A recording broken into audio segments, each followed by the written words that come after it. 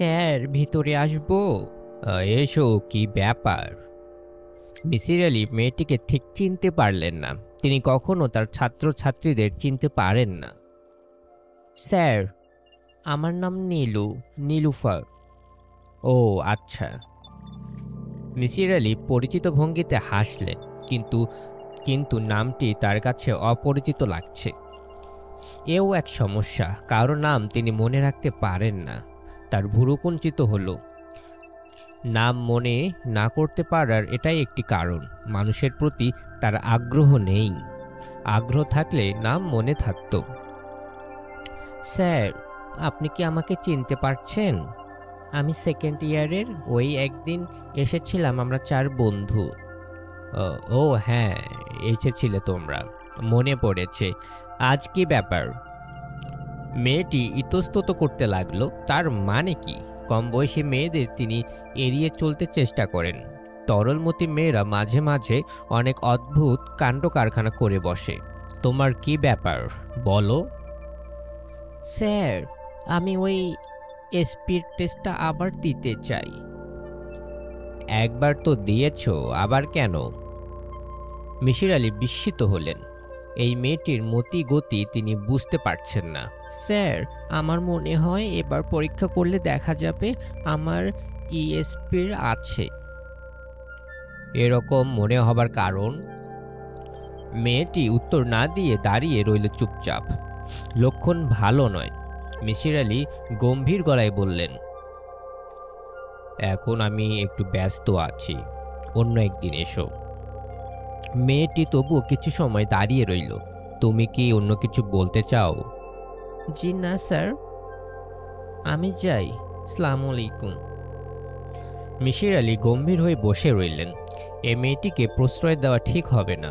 এরা সহজেই একটা ঝামেলা বাঁধিয়ে দিতে পারে। এরকম সুযোগ দেওয়া ঠিক না। 12টায় একটা ক্লাস ছিল। মিসির আলি গিয়ে দেখলেন কোনো ছাত্রছাত্রী নেই। কোনো স্ট্রাইক হচ্ছে কি, এরকম কিছু শোনেননি তিনি। সামনে হয়তো টার্ম পরীক্ষা আছে। টার্ম পরীক্ষা থাকলে ছাত্ররা দল বেঁধে আসা বন্ধ করে দেয়। মিসির আলি বুরুট কুচকে খালি ক্লাসে মিনিট 5 বসে রইলেন। গত রাতে অসুস্থ শরীরে এই ক্লাসটির জন্যে পড়াশোনা করেছেন। এই অবস্থা হবে জানলে সকাল সকাল শুয়ে পড়তে পারতেন। ছাত্রশূন্য একটি ক্লাসে তিনি খাতাপত্র নিয়ে গম্ভীর হয়ে বসে আছেন। হাস্যকর দৃশ্য। অনেকেই করিডোর দিয়ে হাঁটবার সময় তাকে কৌতূহলী হয়ে দেখল। পাগল টাগল ভাবছে বোধহয়। মিসির আলি উঠে পড়লেন। আজকের দিনটি শুরু হয়েছে খারাপভাবে। একটি কাজও ঠিকমতো করতে পারছেন না। মিসির আলি ক্রমে বিরক্ত হয়ে উঠতে লাগলেন। তার কপালের মাঝখানে ব্যথা শুরু হলো। এই উপসর্গটি নতুন। ব্লাড প্রেশার হয়েছে বোধহয়। ডাক্তার দেখাতে হবে। তিনি বাড়ি ফিরলেন 3টার দিকে। এই অসময়েও বসার ঘরে কে যেন বসে আছে। সমস্ত দিনটি যে খারাপ যাবে এটা হচ্ছে তার প্রমাণ। গ্রামের বাড়ি থেকে টাকা পয়সা চাইতে কেউ এসেছে নির্ঘাত। কে? জি, আমি স্যার, আনিস। আনিস সাহেব, আপনি এই সময়ে অফিস নেই? ছুটি নিয়ে এলাম। ব্যাপার কি? রানুর শরীরটা বেশি খারাপ, ভাবলাম আপনার সঙ্গে দেখা করে যাই। ভালোই করেছেন। বসেন, চাটা দিয়েছে? জি, চা খেয়েছি। আপনার ভাই ছিলেন এতক্ষণ?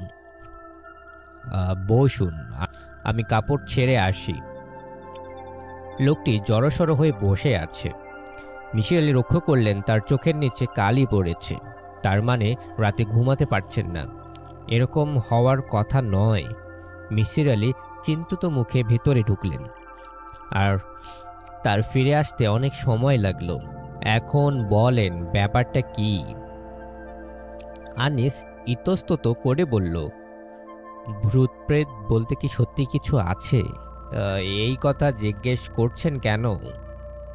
আনিস মুখ কালো করে বলল, অনেক রকম কাণ্ডকারখানা হচ্ছে, আমি কনফিউজড হয়ে গেছি। অর্থাৎ এখন ভূত প্রেত বিশ্বাস করতে শুরু করেছেন। আনিস চুপ করে রইল। এর কারণটা বলেন শুনি। নানা রকম শব্দ হয় ঘরে। তাই নাকি? আপনি নিজেও শোনেন? জি, শুনি। গন্ধও পাই, ফুলের গন্ধ। আপনি পান নাকি আপনার স্ত্রী পান? রানু প্রথম পায়, তারপর আমি পাই। মিসির আলি চুরুট ধরালেন। আনিস বলল, গতরাতে ঘরের মধ্যে কেউ যেন নূপুর পায়ে হাঁটছিল। এই নূপুরের শব্দ প্রথমে কে শোনে? আপনার স্ত্রী? জি। তারপর আপনাকে বলার পর আপনি শুনতে পান? জি। আনিস সাহেব, এটাকে বলা হয় ইনডিউসড অডিটরি হ্যালুসিনেশন। আপনার মন দুর্বল। আপনার স্ত্রী যখন বলেন শব্দ শুনতে পাচ্ছেন, তখন আপনিও তা শুনতে থাকেন। ব্যাপারটি আপনার মনোজগতে। আসলে কোনো শব্দ হচ্ছে না। আনিস দীর্ঘ সময় চুপ করে থেকে বলল, আপনি যদি একবার আসেন আমাদের বাসায়, আপনি নিজেও শুনবেন। না ভাই, আমি শুনবো না। আমি খুব শক্ত ধরনের মানুষ, খুবই যুক্তিবাদী লোক আমি। আপনি আসেন না একবার? ঠিক আছে, যাব। কবে আসবেন? আজ আসতে পারবেন? আমি কাল পরশুর মধ্যে একবার যাব। আমাদের বাড়িওয়ালার খুব সুন্দর ফুলের বাগান আছে, প্রচুর গোলাপ আছে। বিকেলের দিকে গেলে সেটাও দেখতে পারবেন। মিসির আলি কিছুক্ষণ তীক্ষ্ণ দৃষ্টিতে তাকিয়ে থেকে বললেন, বড় ফুলের বাগান? জি। আনিস সাহেব, এমন কি হতে পারে না বাতাসে নিচের বাগান থেকে ফুলের সৌরভ ভেসে আসে? সেই সৌরভকে আপনি একটি আধ্যাত্মিক রূপ দেন। হতে পারে? পারে। কিন্তু শব্দটা? কোনো একটা ব্যাখ্যা নিশ্চয়ই আছে। মস্তিষ্ক খুব অদ্ভুত জিনিস আনিস সাহেব। সে আপনাকে এমন সব জিনিস দেখাতে বা শোনাতে পারে যা আসলে কোনো অস্তিত্ব নেই। আপনি কি উঠছেন? জি। আচ্ছা, ঠিক আছে, যান। আমার নিজেরও মাথা ধরেছে, দুটো প্যারাসিটামল খেয়েছি, লাভ হচ্ছে না। জ্বরও আসছে বলে মনে হয়। শরীরটা গেছে, বেশি দিন বাঁচব না। পত্রিকা খুলে নীলু অবাক হল। সেই বিজ্ঞাপনটি আবার ছাপা হয়েছে। কথাগুলি এক। GPO box number ৭৩। শিরোনামটিও আগের মতো, কেউ কি আসবেন? এর মানে কি?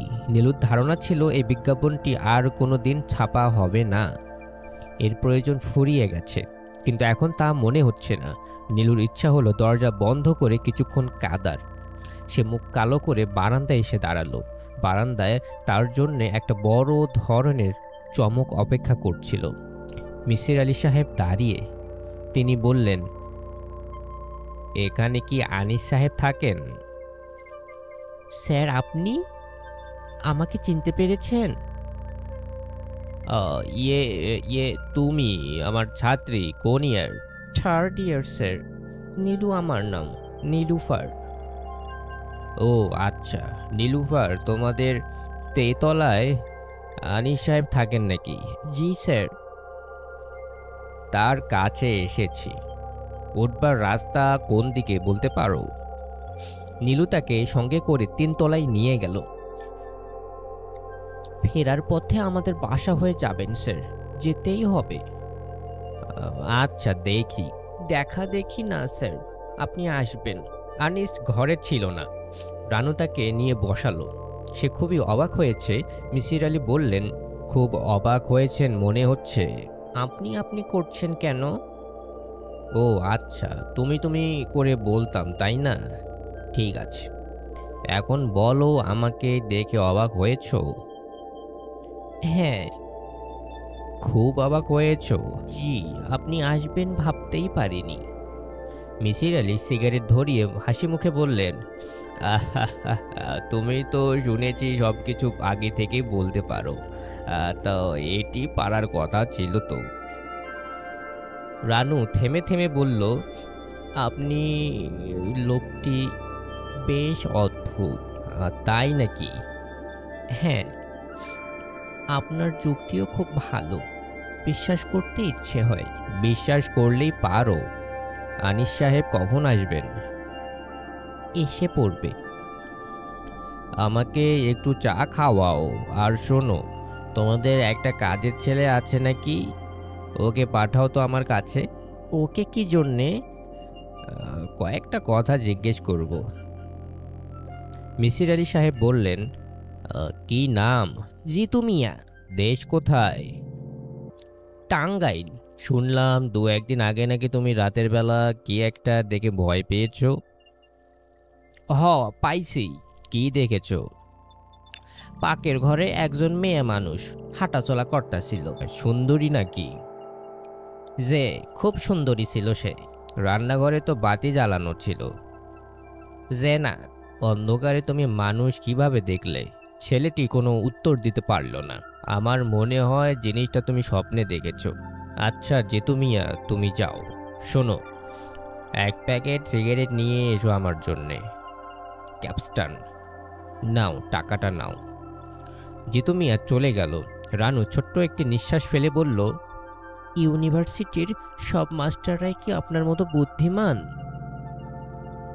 না, আমার নিজের বুদ্ধি একটু বেশি। আচ্ছা, এখন যে খুটখাট শব্দ শোনা যাচ্ছে, এই শব্দটার কথাই কি আনিস সাহেব আমাকে বললেন? রানু জবাব দিল না। মিসির আলি কান পেতে শুনলেন। শব্দটা বেশ স্পষ্ট। রান্নাঘর থেকে আসছে না?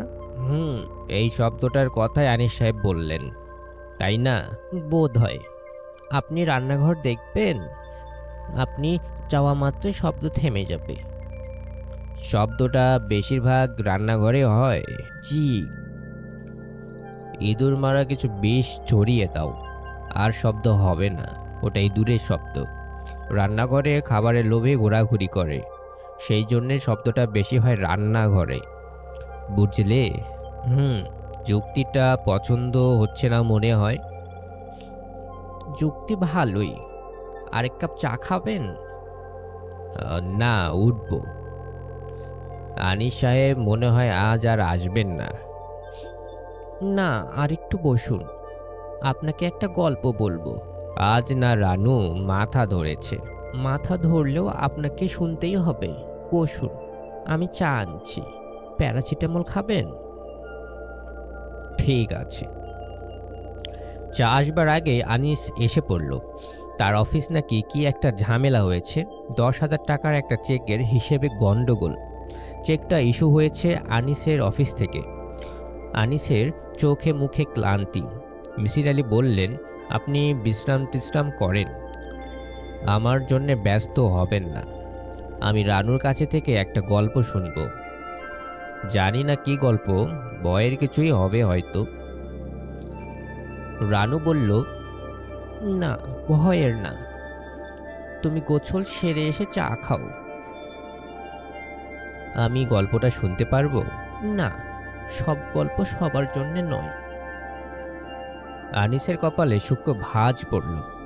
সে কিছু বলল না, বাথরুমে ঢুকে পড়ল।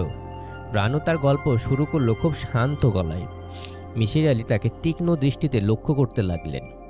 রানুর দ্বিতীয় গল্প। আমার তখন মাত্র বিয়ে হয়েছে, সপ্তাহখানেক হয়নি।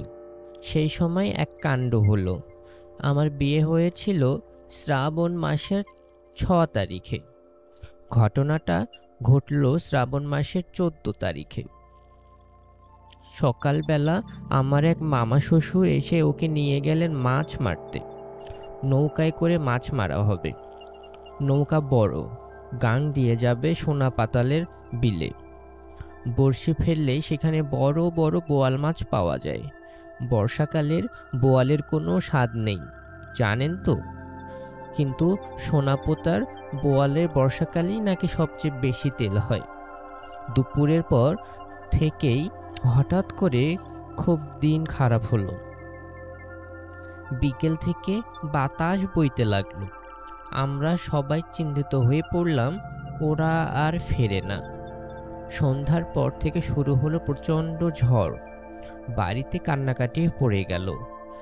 আমাদের বাড়িটা হচ্ছে কাঠের, কাঠের দোতলা। আমি একা একা দোতলায় উঠে গেলাম। দোতলার কোণা দিয়ে একটা ঘরে আজে বাজে জিনিস রাখা হয়, স্টোর রুমের মতো। কেউ সেখানে যায় না। আমি ঘরে ঢুকে দরজা বন্ধ করে কাটতে শুরু করলাম। তখন হঠাৎ একটি মেয়ের কথা শুনতে পেলাম। মেয়েটি খুব নিচু স্বরে বলল, সোনাপোতার বিলে ওদের নৌকা ডুবে গেছে, কিছুক্ষণ আগেই ডুবেছে। এটা শোনার পর আমি অজ্ঞান হয়ে যাই। মিশির আলী সাহেব বললেন, এইটুকুই গল্প? হ্যাঁ, গল্পে কোনো বিশেষত্ব লক্ষ্য করলাম না। বিশেষত্ব হচ্ছে সেদিন সন্ধ্যায় ওদের সত্যি সত্যি নৌকাডুবি হয়েছিল। এর কোনো ব্যাখ্যা আছে আপনার কাছে? আছে। ঝড় বৃষ্টি হচ্ছিল, কাজেই তোমার মনে হচ্ছিল অমঙ্গলের আশঙ্কা। অবচেতন মনে ছিল নৌকাডুবির কথা। অবচেতন মনই কথা বলেছে তোমার সঙ্গে। মানুষের মন খুব বিচিত্র রানু। আমি উঠলাম। মিসির আলি উঠে দাঁড়ালেন। রানু তীক্ষ্ণ কণ্ঠে বলল, একতলায় নীলু নামের যে মেয়েটি আপনাকে এখানে নিয়ে এসেছে, সে আপনার জন্য বারান্দায় অপেক্ষা করছে। যাবার সময় ওর সঙ্গে আপনার দেখা হবে। মিসির আলি বিস্মিত হয়ে বললেন, তাতে কি? রানু বলল, নীলু এই মুহূর্তে কি ভাবছে তা আমি বলতে পারবো।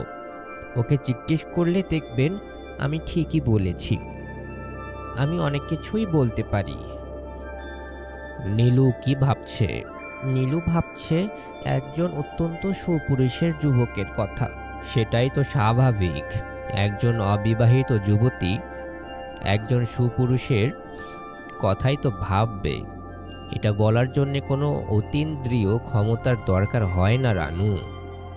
মিসির আলি সাহেব নেমে গেলেন। নীলু সত্যি সত্যি বারান্দায় দাঁড়িয়েছিল।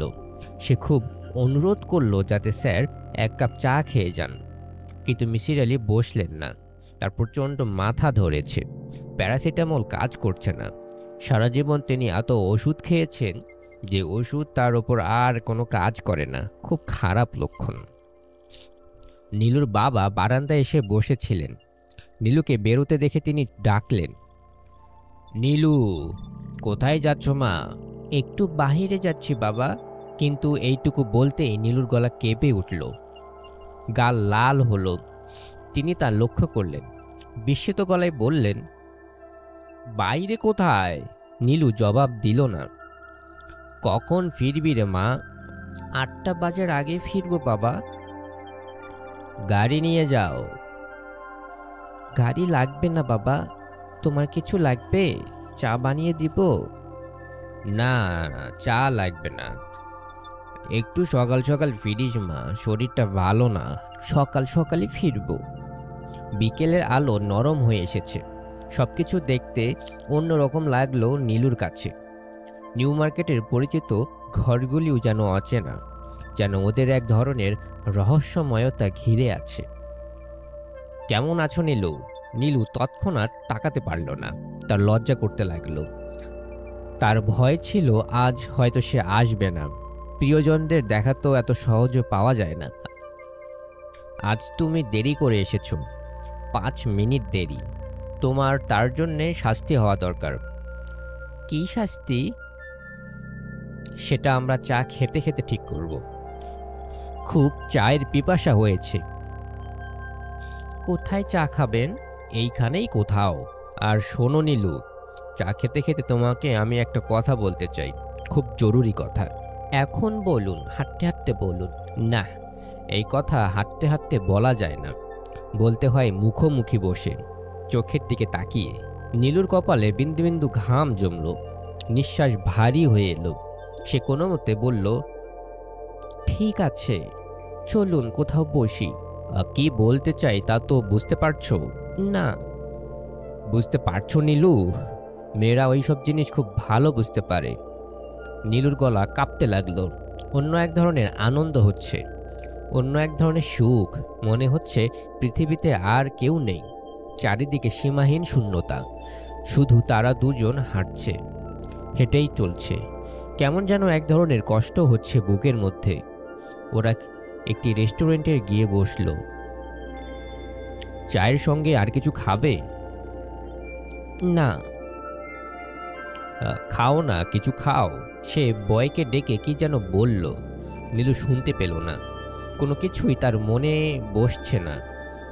সব তার কাছে অস্পষ্ট লাগছে। কি নীলু, কিছু বলো, চুপ করে আছো কেন?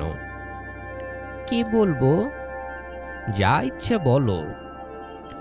নীলু ইতস্তত করে বলল, আপনি ওই বিজ্ঞাপনটা আবার দিয়েছেন কেন? সে হাসলো শব্দ করে। আহ আহ, আহ, আহ, মানে তুমি বিজ্ঞাপনটা দেখেছো? হ্যাঁ। মন খারাপ হয়েছে? নীলু কিছু বলল না। বলো, মন খারাপ হয়েছে? হ্যাঁ। সে আবার শব্দ করে হাসল। তারপর ফুর্তিবাজের ভঙ্গিতে বলল, আমি পত্রিকার অফিসে টাকা দিয়ে রেখেছিলাম। কথা ছিল প্রতি মাসে 2বার করে ছাপবে। তোমার সঙ্গে দেখা হবার পর আর ছাপার প্রয়োজন ছিল না, কিন্তু সেটা বলা হয়নি। আগামীকাল বন্ধ করে দেব। এখন খুশি তো? নীলু জবাব দিল না। বলল, বলো, এখন তুমি খুশি? এইভাবে চুপ করে থাকলে হবে না, কথা বলতে হবে। বলো, তুমি খুশি? হুম। সে আরেক দফা চায়ের অর্ডার দিয়ে একটি সিগারেট ধরালো। খানিকক্ষণ দুজনেই কোনো কথা বলল না। বাইরে সন্ধ্যা ঘনিয়ে আসছে। পৃথিবী বড় সুন্দর গ্রহ, এতে বেঁচে থাকতে সুখ আছে। নীলু। হ্যাঁ। তোমাকে যে কথাটি আমি বলতে চাচ্ছিলাম সেটি বলি। বলুন। সারা জীবন পাশাপাশি থেকেও একজন অন্যজনকে চিনতে পারে না। আবার এমনও হয় এক পলকের দেখায় একে অন্যকে চিনে ফেলে। ঠিক না? নীলু জবাব দিল না। বলো, ঠিক না? হ্যাঁ। তোমাকে প্রথম দিন দেখেই সে চুপ করে গেল। নীলুর চোখে জল এলো। নীলু, আজ যদি তোমাকে আমাদের বাড়িতে নিয়ে গিয়ে সবার সঙ্গে পরিচয় করিয়ে দিই, তাহলে তোমার আপত্তি আছে? নীলু ছোট্ট একটি নিঃশ্বাস ফেলল, জবাব দিল না। সে মুখ ঘুরিয়ে বসেছিল। সে তার চোখের জল তাকে দেখাতে চায় না। বলো নীলু, আপত্তি আছে? আমাকে 8টার মধ্যে বাড়িতে ফিরতে হবে। 8টার আগেই আমরা বাড়ি ফিরব। এসো উঠি। সে নীলুর হাত ধরল, ভালোবাসার স্পর্শ, যার জন্যে তরুণীরা সারা জীবন প্রতীক্ষা করে থাকে। রানু আজ অল্প সময়ে ঘুমিয়ে পড়ছিল। ঘুম যখন ভাঙল তখন দিন প্রায় শেষ। আকাশ লালচে হতে শুরু করেছে। সে বারান্দায় এসে দাঁড়ালো। নিচের বারান্দায় বিলু হাঁটছে একা একা। রানুর কেমন জানি অস্বস্তি বোধ হতে লাগলো, যেন কোথাও কিছু একটা অস্বাভাবিকতা আছে। সে ধরতে পারছে না। নিচে থেকে বিলু ডাকলো, রানু ভাবি, চা খেলে নেমে এসো, চা হচ্ছে। চা খাবো না। আসো না বাবা, ইন্টারেস্টিং একটা ব্যাপার বলবো, কুইক। রানু নেমে গেল। তার মাথায় সূক্ষ্ম একটা যন্ত্রণা হচ্ছে। কিছুই ভালো লাগছে না। বমি বমি ভাবও হচ্ছে। বারান্দায় নীলুর বাবাও ছিলেন। ওপর থেকে তাকে দেখা যায়নি। তিনি নরম স্বরে বললেন, এখন তুমি কেমন আছো মা? জি, ভালো। আমি আনিস সাহেবকে বলেছি একজন ডাক্তার দেখাতে। পিজির একজন প্রফেসর আছেন, আমার আত্মীয়। তাকে আমি বলে দেখতে পারি। তুমি আলাপ করো আনিসের সাথে, কেমন? জি, করব। বিলু বলল, বাবা, ঘরে গিয়ে তুমি চা খাও, তোমার ঠান্ডা লেগে যাবে। আমরা দুজন বাগানে বসি। ভদ্রলোক সঙ্গে সঙ্গে চলেও গেলেন। রানু বলল, নীলু কোথায়? ওর এক বন্ধুর বাড়ি গেছে। বন্ধুর বাড়ি যাওয়া এমন কোনো ব্যাপার নয়। বন্ধুর বাড়ি যাওয়া এমন কোনো ব্যাপার নয়। তবুও কেন জানি রানুর বুকে ধক করে একটা ধাক্কা লাগলো। ভোঁতা এক ধরনের যন্ত্রণা হতে লাগলো মাথায়। বিলু বলল, রানু ভাবি, তোমাকে একটা গোপন কথা বলি। টপ সিক্রেট, কাউকে বলা যাবে না। না, বলবো না, বলো। ইভেন নীলু আপাকেও নয়, কারণ কথাটা তাকে নিয়েই। ঠিক আছে, কাউকেই বলবো না, বলো।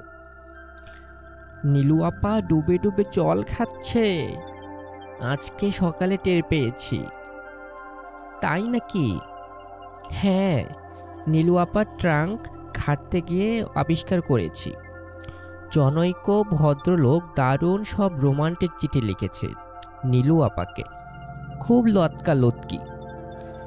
বিলু হাসল, রানু কিছু বলল না।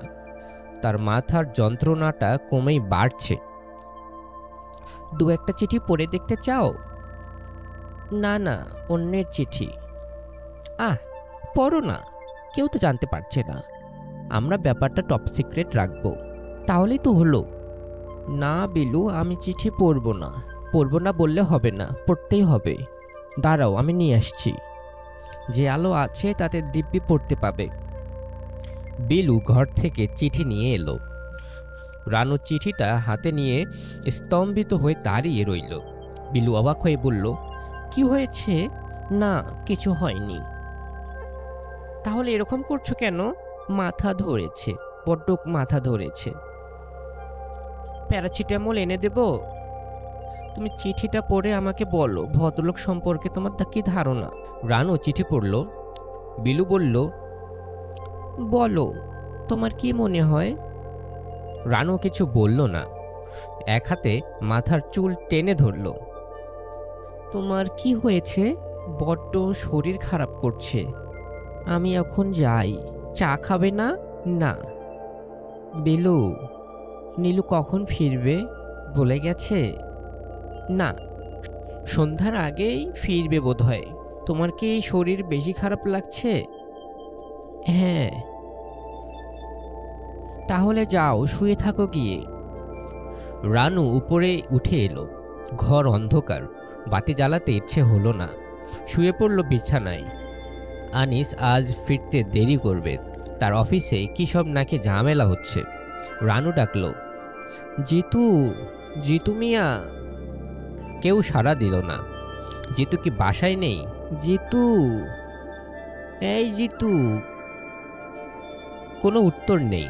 জিতু মিয়া ইদানিং বেশ লায়েক হয়ে গেছে। রানু কিছু বলে না বলেই হয়তো বিকেলে খেলতে গিয়ে সন্ধ্যার পর করে বাড়ি ফেরে। বকাঝকা তার গায়েই লাগে না।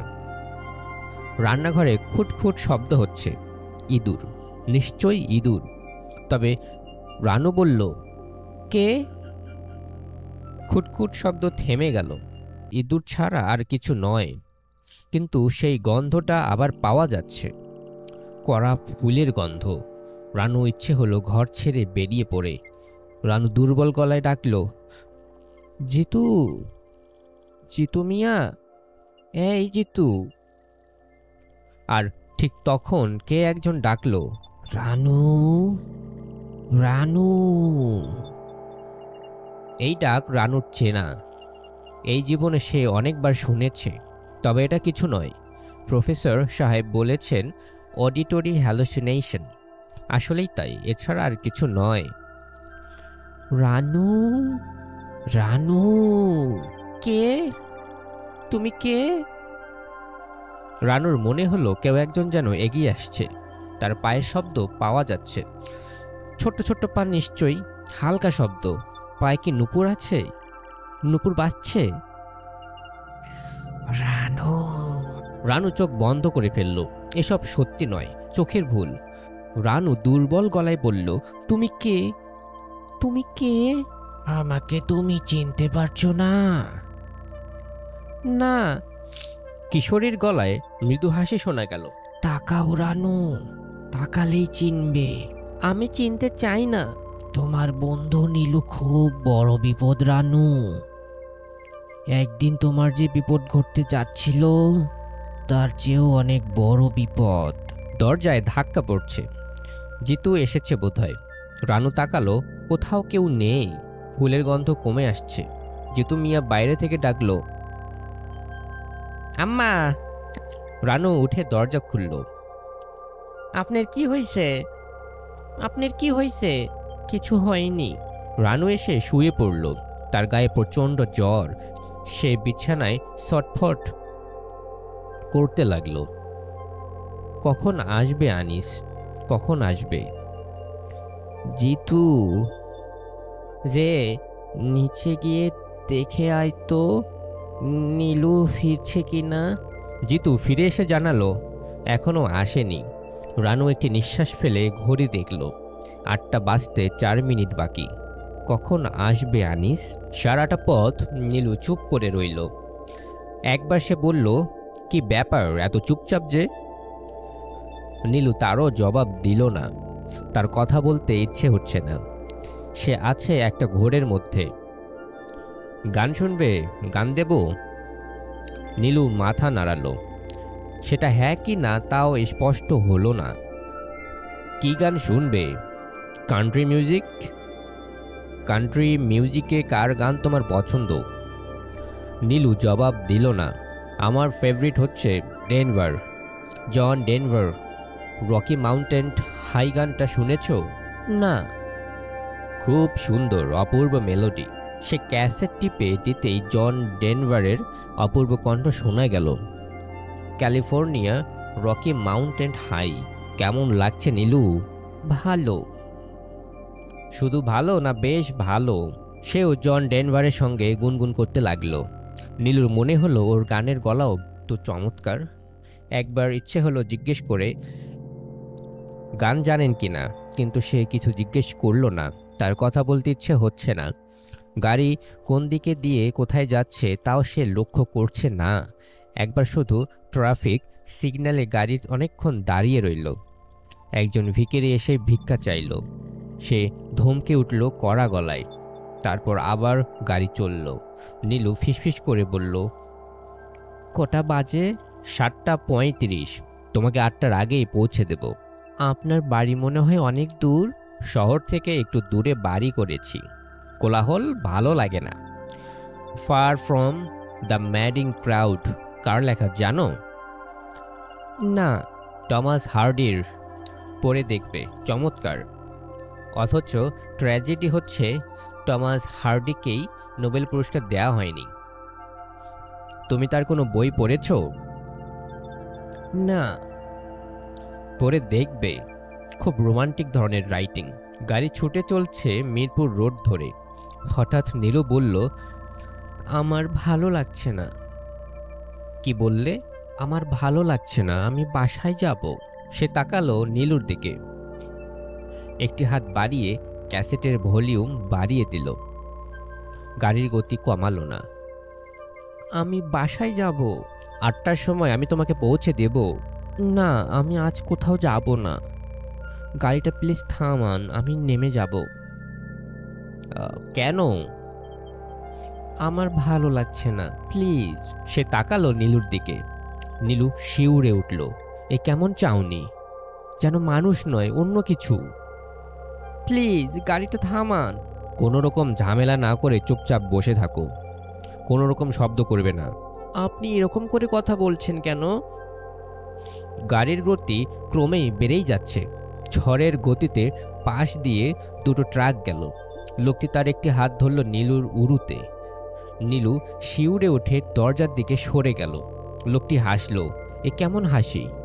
গাড়ি থামান, আমি চিৎকার করব। কেউ এখন তোমার চিৎকার শুনবে না। আপনি কেন আমাকে ভয় দেখাচ্ছেন? আমি ভয় দেখাচ্ছি না। আমি আপনাকে বিশ্বাস করে গাড়িতে উঠেছি।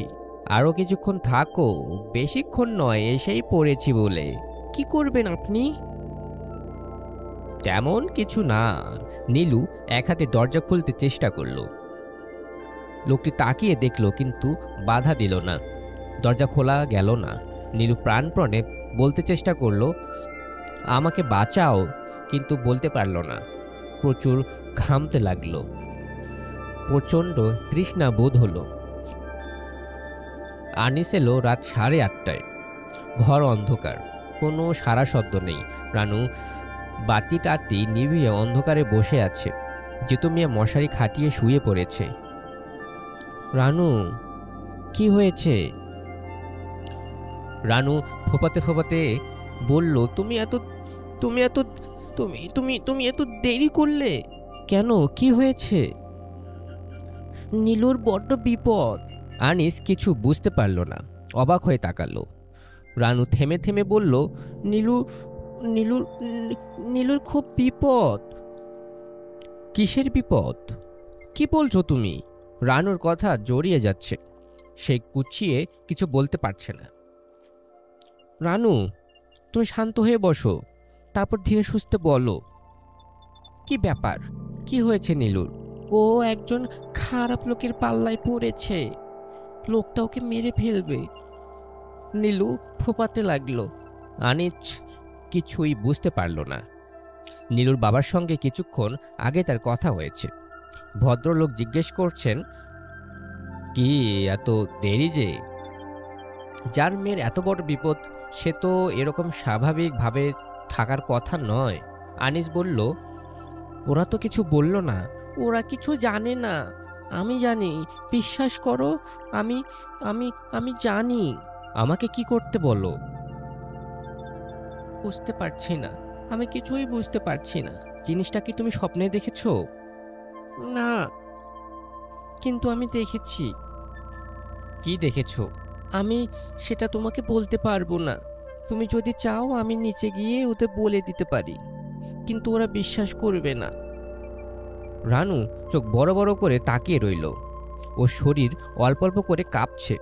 আনিস বলল, নাকি মিসি আলি সাহেবের কাছে যাব? উনি কোনো একটা বুদ্ধি দিতে পারবেন। যাব? যাবে? রানু কাঁপা কাঁপা গলায় বলল, তুমি কি আমার কথা বিশ্বাস করছো? হ্যাঁ, করছি। একতলার বারান্দায় বিলু বসেছিল। ওদের নামতে দেখে বিলু বলল, ভাবি, নীলু আপা এখনো ফিরছে না। বাবা খুব দুশ্চিন্তা করছেন। রানু কিছু বলল না। তোমরা কোথায় যাচ্ছ ভাবি? রানু তাও কোনো জবাব দিল না। রিকশায় উঠেই সে বলল, আমাকে ধরে রাখো, খুব ভয় লাগছে। আনিস তার কোমর জড়িয়ে ধরে বসে রইল। রানুর গলা শীতল। আনিস তার কোমর জড়িয়ে বসে রইল। রানুর গা শীতল। রানু খুব ঘামছে, জ্বর নেমে গেছে। রানুর চোখ বড় বড় করে বলল, আপনি আপনি আমার কথা বিশ্বাস করছেন না, তাই না? মিসির আলি চুপ করে রইলেন। আগে আপনি বলুন, আপনি কি আমার কথা বিশ্বাস করছেন? বিশ্বাসও করছি না, আবার অবিশ্বাসও করছি না। তুমি নিজে যা সত্যি বলে মনে করছো তাই বলছো। তবে আমি এত সহজে কোনো কিছু বিশ্বাস করি না। কিন্তু যদি সত্যি হয় তখন?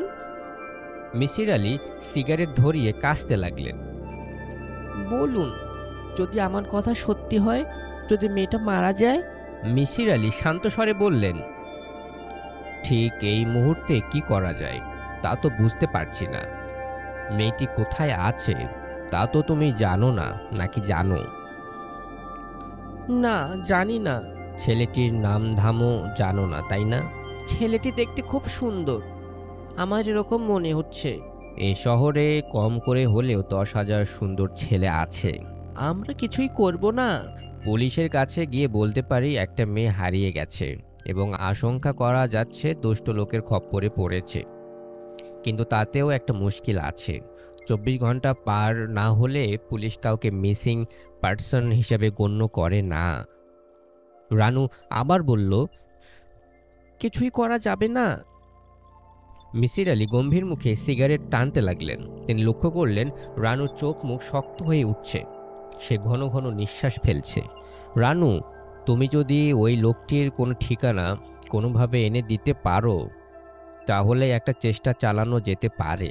ঠিকানা কোথায় পাবো? তা তো রানু আমি জানি না। যেভাবে খবরটি পেয়েছো সেভাবেই যদি পাও। রানু উঠে দাঁড়ালো। মিসির আলি সাহেব বললেন, যাচ্ছ নাকি? হ্যাঁ, বসে থেকে কি করব? নীলুদের সবকটি ঘরে আলো জ্বলছে। রাত প্রায় 11টা বাজে। নীলুর বাবা পাথরের মূর্তির মতো বাগানের কাছে দাঁড়িয়ে আছেন। রানুদের ঢুকতে দেখে এগিয়ে এলেন, কিন্তু কিছু বললেন না। রানু মাথা নিচু করে 3 তলায় উঠে গেল। নীলুদের ঘরে ঘন ঘন টেলিফোন বাজছে। 2টি গাড়ি এসে থামল। মনে হয় ওরা খুঁজতে শুরু করেছেন। পুলিশের কাছে নিশ্চয়ই লোক গিয়েছে। নীলুর বাবা অস্থির ভঙ্গিতে বাগানে হাঁটছেন। ছোট্ট একটি ঘর, কিন্তু 200 পাওয়ারের একটি বাতি জ্বলছে ঘরে। চারদিক ঝলমল করছে। লোকটি একটি চেয়ারে বসে আছে। নীলু লোকটির মুখ দেখতে পাচ্ছে না, কারণ লোকটি বসে আছে তার পেছনে। ঘাড় ফিরিয়ে পেছনে তাকাবার কোনো উপায় নেই নীলুর। নাইলনের চিকন দড়ি তার গা কেটে বসে গেছে। চারদিকে কোনো সারা শব্দ নেই। মাঝে মাঝে দূরের রাস্তা দিয়ে দ্রুতগামী ট্রাকের আওয়াজ পাওয়া যাচ্ছে। নীলু থেমে থেমে বলল, আপনি আপনি আমাকে আপনি আমাকে মেরে ফেলবেন? কেউ কোনো জবাব দিল না। আমি আপনার তো কোনো ক্ষতি করিনি, কেন আমাকে ভয় দেখাচ্ছেন? প্লিজ আমাকে যেতে দিন, আমি কাউকে কিছু বলবো না, কেউ আপনার কথা জানবে না। পেছনের চেয়ার একটু নড়ে উঠল। ভারী গলায় লোকটি বলল, কেউ জানলেও আমার কিছু যায় আসে না। কেন আপনি এরকম করছেন? আমি একজন অসুস্থ মানুষ, মাঝে মাঝে আমাকে এরকম করতে হয়। আপনি কি আমাকে মেরে ফেলবেন? কোনো জবাব পাওয়া গেল না। লোকটি হাত বাড়িয়ে বাতি নিভিয়ে দিল। চারিদিকে ঘন অন্ধকার। নীলু চাপা স্বরে ডাকল, মা, মা গো। চুপ করে থাকো, কথা বলবে না। কেন এরকম করছেন আপনি? আমি একজন অসুস্থ মানুষ। পৃথিবীতে কিছু অসুস্থ মানুষ থাকে। আপনি কি আমার মতো আরো অনেক মেয়েকে এইভাবে ফাঁদ পেতে এনেছেন? কোনো জবাব পাওয়া গেল না। লোকটি এগিয়ে এসে নীলুর গায়ে হাত রাখল। এ কি সেই ভালোবাসার স্পর্শ? নীলু ডাকল, মা, মা গো। চুপ করে থাকো। আপনি মানুষ না অন্য কিছু? বেশিরভাগ সময় আমি মানুষ থাকি, মাঝে মাঝে অন্যরকম হয়ে যাই। লোকটি শব্দ করে হাসল। কি কুৎসিত হাসি! ঘরে একটুও বাতাস নেই, দম বন্ধ হয়ে আসছে। নীলু প্রাণপণে তার একটা হাত ছুটিয়ে আনতে চেষ্টা করল। যতই চেষ্টা করছে দড়িগুলো যেন ততই কেটে কেটে বসে যাচ্ছে। কেন কেন আপনি এরকম করছেন? বলেছি তো নীলু, অনেকবার বললাম তোমাকে আমি অসুস্থ। কি করবেন আপনি? অন্যদের যা করেছি তাই করব। কি করেছেন অন্যদের? লোকটি হেসে উঠল। নীলু কাতর স্বরে বলল, আপনি আপনি দয়া করুন, আমি আপনার পায়ে পড়ি, প্লিজ। আমি আপনার কথা কাউকে বলবো না। তা কি হয়? বিশ্বাস করুন, আমি আমার কথা রাখি। আমি আমি কাউকে আপনার কথা বলবো না। লোকটি ফিরে যাচ্ছে। নীলু কি বেঁচে যাবে? লোকটি কি তাকে ছেড়ে দেবে? নীলু গুছিয়ে চিন্তা করতে পারছে না। সব কেমন যেন জট পাকিয়ে যাচ্ছে। লোকটি একটি ড্রয়ার খুলল। ঘন অন্ধকার। নীলু কিছু দেখতে পারছে না, কিন্তু সে নিশ্চিত জানে তার হাতে ধারালো কিছু একটা আছে, খুর জাতীয় কিছু। লোকটি সেটি তার বাঁ হাতে নিয়ে দাঁড়িয়ে আছে চুপচাপ। আসবে, সে একসময় এগিয়ে আসবে তার কাছে। খুব কাছে কোথাও রিকশার টুংটাং শব্দ শোনা গেল। নীলু প্রাণপণে চেঁচালো, বাঁচাও, বাঁচাও, আমাকে বাঁচাও। কিন্তু গলা দিয়ে কোনো শব্দ বেরোলো না। রাত বাড়ার সঙ্গে সঙ্গে রানুর অবস্থা খারাপ হতে লাগলো। বারবার বলতে লাগলো, বড্ড গরম লাগছে, বড্ড গরম লাগছে। আনিস সমস্ত দরজা জানলা খুলে দিল, ফ্যান ছেড়ে দিল, তবুও তার গরম কমলো না। রানু কাতর স্বরে বলল, তুমি আমাকে ধরে থাকো, আমার বড্ড ভয় লাগছে। এই তো আমি তোমাকে ধরে আছি। কিসের এত ভয় রানু? আমার সামনে ওই লোকটি বসে আছে, আমি স্পষ্ট দেখছি, ওর হাতে একটা খুর। রানু ফোঁপাতে শুরু করলো। ওকে ডাক্তারের কাছে নেওয়া উচিত, যত তাড়াতাড়ি নেওয়া যায় ততই ভালো। আনিস ডাকলো, জিতু, জিতু মিয়া। কিন্তু জিতু মিয়ার ঘুম ভাঙল না। রানু বলল, তুমি আমাকে একা রেখে কোথাও যেতে পারবে না, আমার বড্ড ভয় লাগছে। কোনো ভয় নেই রানু, লোকটির খুর হাতে বসে আছে, আর তবু তুমি বলছো ভয় নেই। এইসব তোমার কল্পনা। এসো, তোমার মাথায় একটু পানি দিই। তুমি কোথাও যেতে পারবে না, ওই লোকটি এখন উঠে দাঁড়িয়েছে। তুমি আমাকে শক্ত করে ধরে থাকো, আরো শক্ত করে ধরো। আনিস তাকে জড়িয়ে ধরে বসে রইল। রানু ক্ষীণ কণ্ঠে বলল, আমি তোমাকে একটি কথা কখনো বলিনি। একবার এক লোক আমাকে মন্দিরে নিয়ে গিয়েছিল। রানু, তোমাকে এখন কিছুই বলতে হবে না, দয়া করে চুপ করে থাকো। না, আমি বলতে চাই। সকাল হোক, সকাল হলেই শুনবো। মাঝে মাঝে মনে হয় কেউ আমার সঙ্গে থাকে। রানু, চুপ করে থাকো। না, আমি চুপ করে থাকবো না। আমার বলতে ইচ্ছে করছে, যে আমার সঙ্গে থাকে তার সঙ্গে আমি অনেকবার কথা বলেছি, কিন্তু আজ সে কিছুতেই আসছে না। তার আসার কোনো দরকার নেই। তুমি বুঝতে পারছো না, তার আসার খুব দরকার। রাত 1:30টার দিকে নিচ থেকে বিলুর কান্না শোনা যেতে লাগলো। অনেক লোকজনের ভিড়, কথাবার্তা শোনা যাচ্ছে। রানু বলল, বিলু কাঁদছে, বড় খারাপ লাগছে আমার। রানু, তুমি একটু শুয়ে থাকো, আমি জিতুকে ডেকে দিচ্ছি। তুমি কোথায় যাবে? আমি একজন ডাক্তার নিয়ে আসব। আমার মোটেই ভালো লাগছে না। তুমি আমাকে ফেলে রেখে কোথাও যেতে পারবে না। রানুর কথা জড়িয়ে যেতে লাগলো। একসময় বিছানায় নেতিয়ে পড়ল। আনিস ছুটে গেল ডাক্তার আনতে। বড় রাস্তার মোড়ে একজন ডাক্তারের বাসা আছে। ডাক্তার সাহেবকে পাওয়া গেল না। আনিস ফিরে এসে ঘরে ঢোকবার মুখেই তীব্র ফুলের গন্ধ পেল।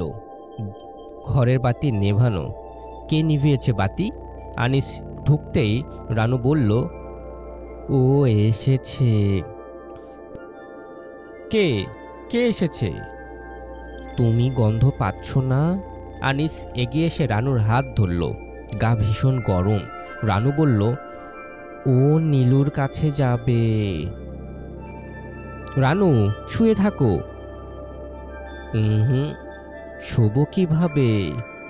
ও একা যেতে ভয় পাচ্ছে, আমিও যাব ওর সঙ্গে।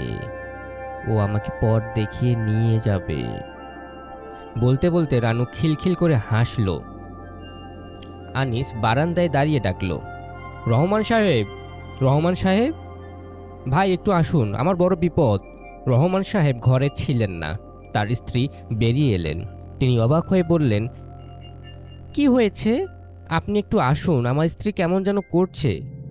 ভদ্রমহিলা সঙ্গে সঙ্গে এলেন এবং ঘরে ঢুকে অবাক হয়ে গেলেন, নুপুরের শব্দ না? রানু কিশোরী মেয়ের গলায় খিলখিল করে হাসল। কি হয়েছে ওনার? আপনি একটু বসুন ওর পাশে, আমি ডাক্তার নিয়ে আসি। আনিস ছুটে বেরিয়ে গেল। ফুলের সৌরভ তীব্র থেকে তীব্রতর হতে লাগল। রানু হাসি মুখে বলল, আমার সময় বেশি নেই, ওই লোকটি এগিয়ে আসছে। কোন লোক? আপনি চিনবেন না, না চেনাই ভালো। ভদ্রমহিলা রানুর হাত ধরলেন। উত্তাপে গা পুড়ে যাচ্ছে। তিনি কি করবেন ভেবে পেলেন না। আনিস ডাক্তার নিয়ে ফেরার আগেই রানু মারা গেল। ঘর অন্ধকার, কিন্তু চোখে অন্ধকার সয়ে আসছে। আবছা মতো সবকিছু দেখা যাচ্ছে। বাড়িটা কোথায়? ঘর থেকে অনেক দূরে কি? শহর থেকে অনেক দূরে কি? কোনো শব্দ নেই। কত রাত এখন? বাড়িতে এখন ওরা কি করছে? বিলু কি ঘুমিয়ে মশারি ফেলেছে? না না, আজ কেউ ঘুমায়নি। আজ সবাই ছোটাছুটি করছে। সবাই খুঁজছে নীলুকে। কিছুক্ষণের মধ্যেই হয়তো পুলিশের গাড়ির শব্দ শোনা যাবে। বাবা এসে বলবেন, কোনো ভয় নেই মামুনি। চেয়ার নাড়ার শব্দ হলো। লোকটি কি উঠে দাঁড়িয়েছে? তার হাতে ওটা কি? নীলু মনে মনে বলল, বাবা, আমি একজন অসুস্থ লোকের হাতে আটকা পড়েছি, আমাকে তোমরা বাঁচাও। আমার আর মোটেও সময় নেই বাবা, তোমাদের খুব তাড়াতাড়ি করতে হবে। লোকটি এগিয়ে আসছে। পেছন থেকে সে খুব ধীর গতিতে এগিয়ে এলো সামনে। এখন নীলু আবছাভাবে লোকটির মুখ দেখতে পাচ্ছে। কি সুন্দর একটি মুখ। নীলু বিড়বিড় করে বলল, প্লিজ প্লিজ দয়া করুন। লোকটি অদ্ভুত শব্দ করল। এটি কি হাসির শব্দ? নীলুর গা গোলাচ্ছে। নীলু চিত হয়ে থাকা অবস্থাতেই মুখ ভর্তি করে বমি করল। দুঃস্বপ্ন, সমস্তটাই একটা দুঃস্বপ্ন। এক্ষুনি ঘুম ভেঙে যাবে আর নীলু দেখবে বিলু বাতি জ্বালিয়ে ঘুমিয়ে পড়েছে। তার বুকের ওপর একটা গল্পের বই। এখানে যা ঘটছে তা সত্যি হতে পারে না। লোকটি তার পাশে দাঁড়িয়ে হাত বাড়ালো। নীলু চাপা গলায় বলল, আমার গায়ে হাত দেবেন না প্লিজ। লোকটি হেসে উঠছে শব্দ করে। আর ঠিক তখনই নুপুরের শব্দ শোনা গেল, যেন কেউ একজন এসে ঢুকছে ঘরে। লোকটি ভারী গলায় বলল, কে কে ওখানে? তার উত্তরে অল্প বয়সী একটি মেয়ে খিলখিল করে হেসে উঠল। লোকটি চেঁচালো, কে কে? কোনো উত্তর পাওয়া গেল না। শুধু ঘরের শেষ প্রান্তের একটা জানালা খুলে ভয়ানক শীতল একটা হাওয়া এসে ঢুকলো ঘরে। সে হাওয়ায় ভেসে এলো অদ্ভুত একটি মিষ্টি গন্ধ। নীলুর মনে হলো একটি মেয়ে যেন নুপুর পায়ে দিয়ে তার চারপাশে দিয়ে ঘুরতে ঘুরতে ঘুরতে একবার মেয়েটি তাকে স্পর্শ করল। আর তখনই নীলুর মনে হলো আর কোনো ভয় নেই। নীলু দেখল লোকটি ক্রমেই দেয়ালের দিকে সরে যাচ্ছে। একবার সে চাপা স্বরে বলল, তুমি তুমি কে? মিষ্টি একটি হাসি শোনা গেল তখন। ফুলের গন্ধ আরও তীব্র হলো। অন্য কোনো ভুবন থেকে ভেসে এলো নুপুরের ধ্বনি। লোকটি গা ঠেকিয়ে বিড়বিড় করে বলল, এসব কি হচ্ছে? কে কে এখানে? কেউ তার জবাব দিল না। একটি দুষ্টু মেয়ে শুধু হাসতে লাগলো। ভীষণ দুষ্টু একটি মেয়ে। তার পায়ে নুপুর, তার গায়ে অপার্থিব এক ফুলের গন্ধ। মেয়েটি এবার দু হাত বাড়িয়ে এগিয়ে আসছে লোকটির দিকে। লোকটির কর্কশ কণ্ঠ শোনা গেল, এইসব কি? কে কে? তার উত্তরে সমস্ত ঘরময় মিষ্টি খিলখিল হাসির ঝমঝম শব্দ করতে লাগলো।